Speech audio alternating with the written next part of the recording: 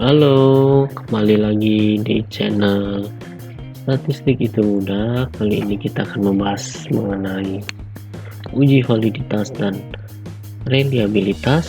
Sebelumnya jangan lupa klik subscribe, like, comment, and share supaya channel ini terus berkembang.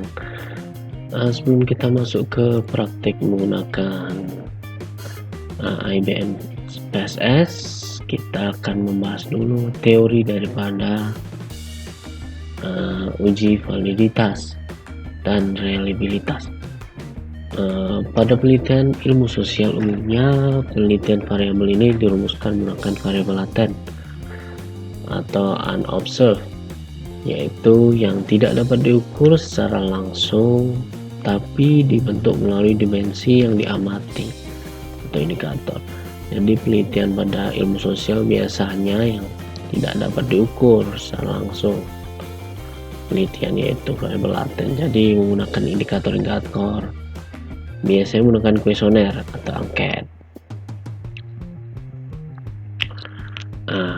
Di sini ada beberapa skala yang biasa digunakan, yaitu skala Likert, dimana ada yang menggunakan 5 skala scale ataupun 10 scale. Tapi dalam penelitian ini kita akan mencoba mungkin lebih rumit dengan 10 scale. Skala Likert di sini bisa kita lihat dari sangat setuju, sangat tidak setuju nomor 1 sampai sangat setuju nomor 5. Akan tetapi dengan 10 scale dari 1 sama sekali sangat tidak setuju. Terlalu rumit memang, ada jika kita menggunakan skala-skala tersebut. Kita akan membahas yang pertama adalah uji validitas. Uji validitas digunakan untuk mengukur sah atau valid tidaknya suatu kuesioner. Kuesioner katakan valid jika pertanyaan mampu untuk mengungkapkan sesuatu yang akan diukur. Jadi variabel itu memiliki indikator atau alat ukur itu ya sesuai dengan pertanyaan-pertanyaan, itu harus sesuai dengan variabel tersebut yang akan diteliti. Contoh, kalau pengukuran autonomi seorang karyawan, ada 4 pertanyaan, maka pertanyaan tersebut harus dapat mengungkapkan tentang autonomi. Konsep dasar uji validitas Pearson berguna untuk mengetahui kevalidan kesesuaian kuesioner yang digunakan oleh peneliti. Kuesioner penelitian dikatakan berkualitas jika sudah terbukti valid dan reliabelnya.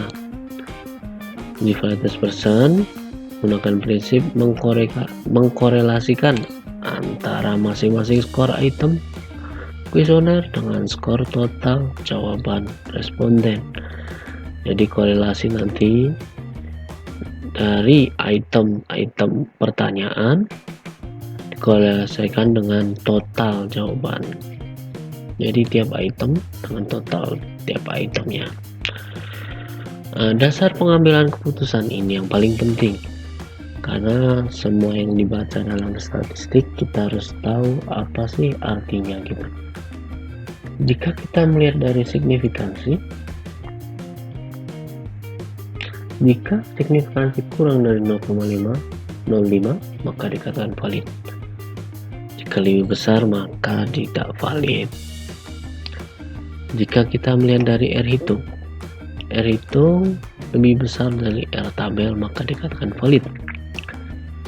Jika sebaliknya R hitung lebih kecil dari R tabel maka dikatakan tidak valid.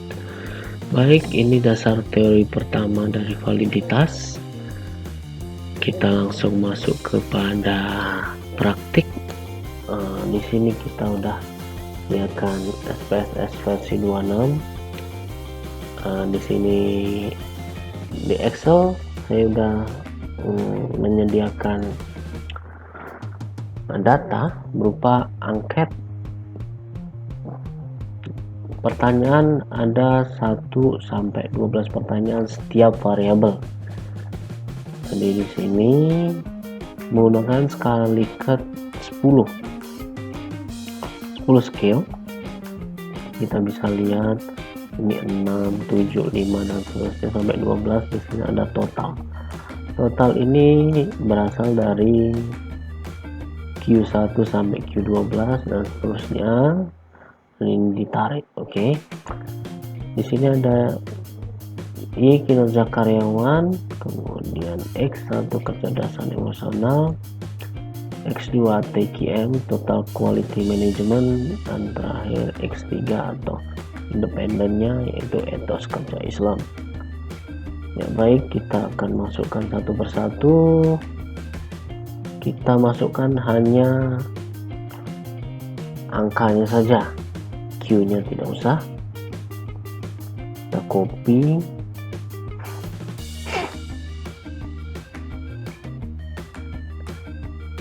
masukkan data view, Ctrl V, paste. Ya di sini udah masuk. Oke, di sini udah masuk. Kita di sini masih perwakilan, maksudnya dari indikator variabel Y.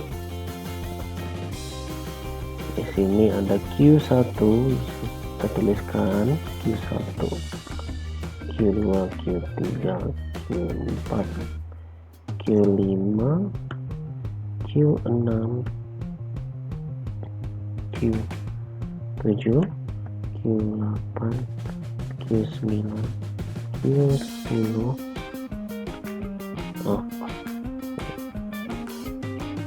Q11, Q12. Karena di sini setiap variabel terdapat pertanyaan, indikator pertanyaan 12, maka Q-nya sampai 12. Di sini adalah total daripada pertanyaan 12 pertanyaan tadi. Ada yang menjawab 10, 9, 8 itu di total. Hasilnya di sini adalah bisa kita bilang adalah indikator atau variabel Y. Variabel Y itu adalah kinerja karyawan. Di label kita bisa masukkan khusus Y atau total tadi, kita masukkan nama di sini kinerja karyawan. Nah, di sini kita sudah masuk semua. Jangan lupa untuk value, karena value nya ada 10 skill, maka value juga kita masukkan khusus yang Q1 sampai Q12 itu wajib dimasukkan value dengan skala Likert. Skala Likert yang ini seperti ini. Nah, 10 pertanyaan tadi mana tadi ya. Nah, ini kalau kita menggunakan 10 scale berarti ini yang dipakai. Kalau kita 5 scale berarti ini yang dipakai. Berhubung ini di pertanyaan pada kali ini menggunakan 10 skill, maka kita pakai yang ini. Oke, coba kita minimize supaya mempermudah. Oke, ini kita bisa lihat value, kita bisa masukkan satu, ada label atau itu bisa diisi sama sekali, sangat tidak setuju. Oke, masukkan kedua, sama sekali tidak setuju. Oke, ketiga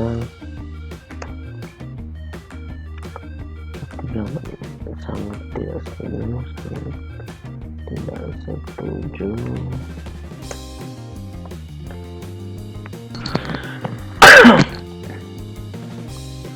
4, tidak setuju 5, angka tidak setuju 6, netral 7, agak setuju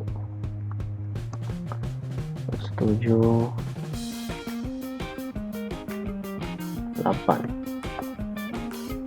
7, 9, sangat setuju 10, sangat setuju sekali. Oke, karena 10 pertanyaan sudah dimasukkan seperti ini semua, lakukan hal ini pada bagian value sampai beberapa pertanyaan, sampai 12 pertanyaan. Karena ini masih satu variabel, maka akan dilakukan terus menerus sampai berapa variabel yang ada dalam penelitian. Kebetulan kita punya 4 variabel, maka 4 variabel dengan 12 pertanyaan, berarti 4 kali 12 kita lakukan hal seperti ini sama. Kemudian pada measure kita masukkan di sini nominal. Ini nominal, ukurannya itu nominal.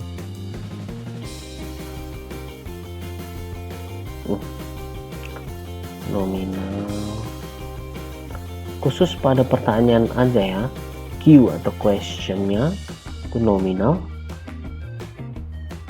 Adapun khusus pada total skor dari total daripada pertanyaan itu skalar, skill. Jadi lakukan hal ini khusus yang total itu dengan skill. Total itu nanti adalah indikator daripada X ataupun Y. Nah, khusus pertanyaan, indikator pertanyaan itu menggunakan ukuran nominal. Value akan kita lakukan terus hingga questionnya 1 sampai 10 ya, sama, dibikin sama kayak gini ya. Oke, lakukan hal ini terus menerus ya. Oke, setelah semuanya diperapikan, tadi kita mencoba memasukkan value kan. Nah, value-nya ini harus khusus 1 sampai 10 ini dimasukkan khusus yang quest 1 atau ada pertanyaan dari Gator. Jadi khusus pertanyaan dari indikator Q1 sampai 12. Seperti ini juga Q1 sampai 12. Jadi total atau variabel Y yang tidak menggunakan skala gitu ya. Sini nggak harus menggunakan skala. Total dari X1 atau variabel X1 nggak menggunakan skala juga. X2, X3. Jadi yang menggunakan skala hanya pertanyaan saja. Kemudian pada label kita bisa label Y yaitu kinerja karyawan, kecerdasan emosional, TQM, quality management, dan etos kerja Islam pada penelitian kali ini. Khusus measure untuk ukuran kita kasih rumus nominal ya, benda rumusnya, dan scale pada total atau variabel Y. Jadi scale pada total Y atau variabel Y. Oke, langsung saja kita masukkan karena data udah rapi. Kita langsung ke klik analis. Kita correlate. Sekali lagi klik analis, correlate, bivariate. Oke, analyze, correlate, bivariate. Untuk menguji validitas, kita mengujinya yaitu satu persatu ya. Khusus variabel y dulu tentunya kan. Kita masukkan di sini, yang kita masukkan adalah pertanyaan dari setiap variabel tentunya, dengan total dari pertanyaan setiap variabel itu sendiri kan. Jangan lupa centang per person, centang total, tak signifikan, dan centang juga like significance correlate. Oke. Kemudian kita langsung oke. Nah, di sini muncul correlation khusus variabel y. Ini kita baru running yang variabel y. Kita akan melakukan seperti itu juga pada variabel-variabel yang lainnya. Kita klik analis, correlate, bivariate. Ini kita buang dulu, masukkan ke yang variabel selanjutnya x1. Kita masukkan, klik OK, lanjut lagi, klik analis, correlate, bivariate. Kita buang dulu, kita masukkan variabel selanjutnya x2, quality management, kita masukkan OK. Itu variabel selanjutnya yang terakhir. Oke, kita keluarkan dulu. Kita masukkan lagi variabel yang ketiga, yang terakhir maksud saya, yang keempat tentunya etos kerja Islam. Masukkan, klik. Oke, di sini sudah dapat hasilnya, yaitu 3 correlation bivariate, 4 termasuk variabel dependent y, x1, x2, x3, berarti 4 variabel. Uji validitas menggunakan correlation bivariate. Kita bisa melihat dari R hitung yaitu dilihat dari Pearson correlation, itu namanya R hitung. Kalau menggunakan significant, itu dari significant to tail. Dari penjelasan awal kita bisa lihat penjelasan di awal uji validitas.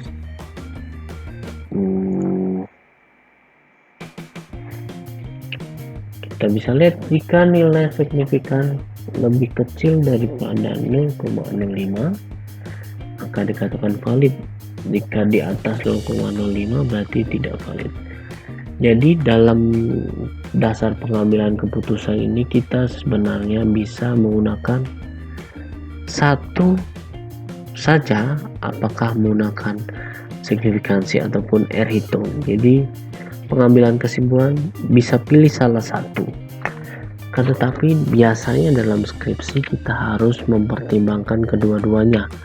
Jadi memasukkan dua kategori ini ke dalam penelitian skripsi, tesis atau disertasi.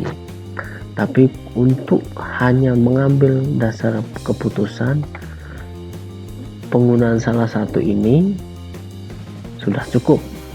Jadi jika tidak signifikan, jika kurang dari 0,05 maka valid, jika di atas maka tidak valid. Kalaupun kita melihat dari R hitung, jika di atas R tabel maka valid, kalau kurang dari R tabel maka tidak valid. Itu adalah dasar pengambilan keputusan. Kita kembali lagi ke SPSS. Hasil menjelaskan bahwa kita melihat nih simpelnya tanpa melihat R tabel. R tabel ini ada, kita bisa searching di internet. R tabel kita bisa lihat dari total daripada N-nya. Kita di sini bisa lihat bahwasanya kalau kita melihat dari signifikansi, bisa terlihat sangat jelas di sini 0,0000. Nah, dari Q1 variabelnya yaitu signifikan. Artinya kalau signifikan datanya valid. Kita bisa lihat semua valid kurang dari 0,05. Meskipun di sini ada 0,43, 0,043. Nah, dirasa masih valid karena kurang dari 0,05. Oke.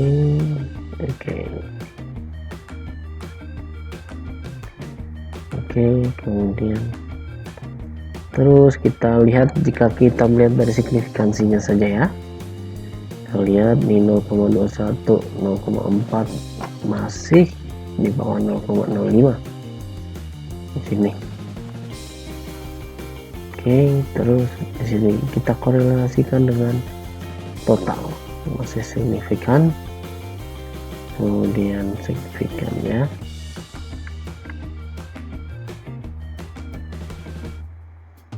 Signifikan. Jika ada yang tidak signifikan, kemungkinan bisa kita buang signifikannya. Oke, signifikan. Oke, yang terakhir signifikan. Oke, dari keempat variabel ternyata kita melihat dari signifikansi bahwasanya signifikan kurang dari 0,05, maka bisa dipastikan kuesioner dalam penelitian ini dinyatakan valid. Valid itu artinya apa? Dia memiliki kesesuaian kuesioner, kemudian dia tidak memiliki korelasi antar pertanyaan-pertanyaan, kemudian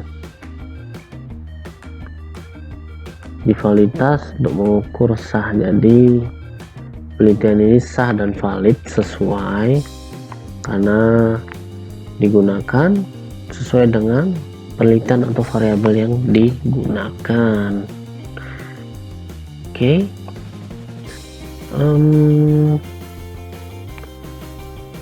Oke, demikian penelitian ini khususnya validitas bisa saya sampaikan. Oh ya, satu lagi.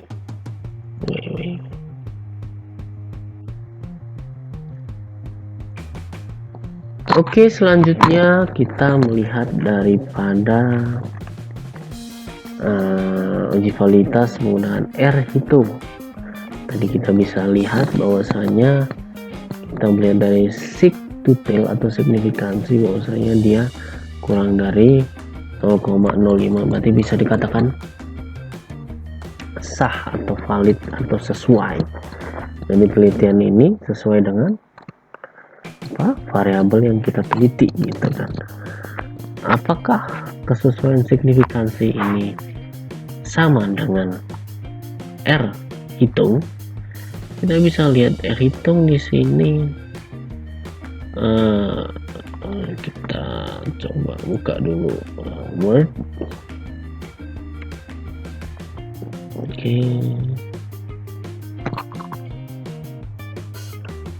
Kita bisa lihat di sini kinerja karyawan QY1,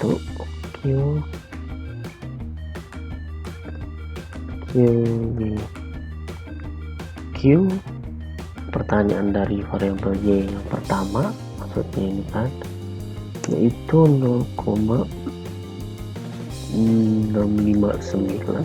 Oke, 0,659. Oke, di sini adalah R hitung. Oke, and then kita bisa lihat R hitungnya sekian 0,659. 59. Apakah dia harus lebih kecil atau lebih besar dari RT bar? Pada kasus adalah dia dikatakan valid R hitung jika lebih besar dari R tabel, maka dikatakan valid. Tapi bagaimanakah dengan R hitung yang ini? Kita bisa lihat pada distribusi R tabel.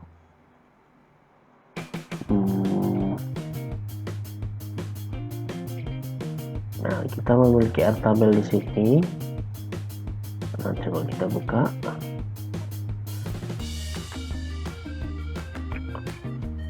Distribusi R tabel pada kali ini, ya kita bisa melihat dari data N. Kita melihat dulu N nya berapa di sini, yaitu sebesar 75. Rumusnya untuk melihatnya R tabel yaitu di sini degree of freedom 1 sampai 5. Degree of freedom sama dengan N-2, N tadi berapa? 75 berarti kurangi 2, 73 di sini dengan tingkat signifikansi 0,05. Jadi pada baris ini kita turun kemudian ke yang 73. Berhasil. Ini dia, ini adalah R tabel, yaitu sebesar 0,2272. Kita bisa masukkan di sini. Di sini 0,2272. Apakah 0,2272 lebih besar atau lebih kecil? Ternyata lebih kecil, maka bisa dipastikan R hitung lebih besar daripada R tabel, maka dikatakan sesuai atau valid. Nah, kita bisa melihat, jadi patokan kita sekarang R tabelnya yaitu 0,227. Kita bisa melihat di hasil. Maka di sini di atas maksud saya dikurang dari 0,227, ternyata lebih 0,7 lebih dari 0,2 yang jelas ya.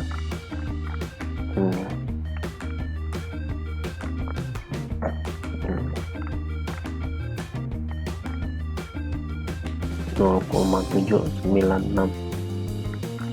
Oke.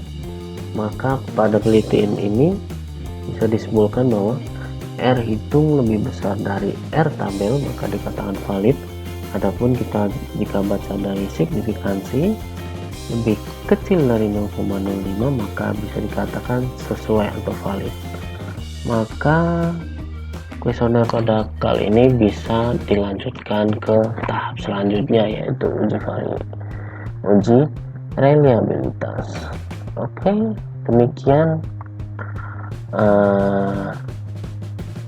video kali ini. Jangan lupa klik like, subscribe, comment, and share supaya channel ini terus berkembang. Oke, salam sukses.